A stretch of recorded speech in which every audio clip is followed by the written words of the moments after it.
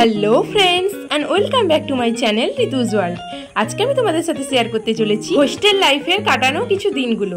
তো এটা স্পেশালি ছিল লাস্ট দিন আমরা কি কি করেছিলাম, কি কি খেয়েছিলাম, সেই সব ভিডিওগুলো নিয়ে চলে এসেছি তোমাদের সাথে। হোস্টেলে আমরা একটা রুমে টোটাল 4 জন বান্ধবী থাকতাম, আর 4 জন আমরা যেখানে যেতাম একসাথেই যেতাম, আর সবাই একসাথে মিলে হাসি মজা ঠাট্টা করতাম, আর পাশাপাশি আমরা পড়াশোনাটাও কিন্তু ঠিকঠাক চালিয়ে যেতাম।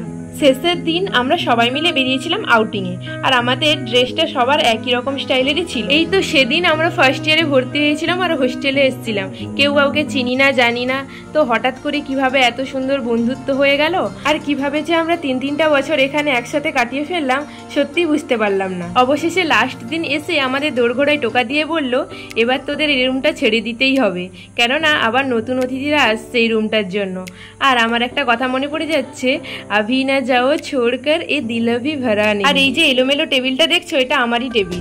আর লাস্ট দিন আমরা সবাই একটা পেজে কালার দিয়ে ফিঙ্গারপ্রিন্ট বসিয়েছিলাম, আর এগুলো সবার কাছে একটা করে স্মৃতি হয়েই থেকে যাবে। আর তারপরে আমাদের রুম আর পাশের রুমের বান্ধবীগণ মিলে করেছিলাম একটা ফিস্ট, আর সবকিছু খাওয়া দাওয়ার কমপ্লিটের পর আমরা বানিয়েছিলাম রিলস। প্রত্যেকবারই বাড়ি যাওয়ার আগে আমরা এই খাতায় সাইন করে যেতাম, আর আজকে ছিল আমাদের লাস্ট সাইন।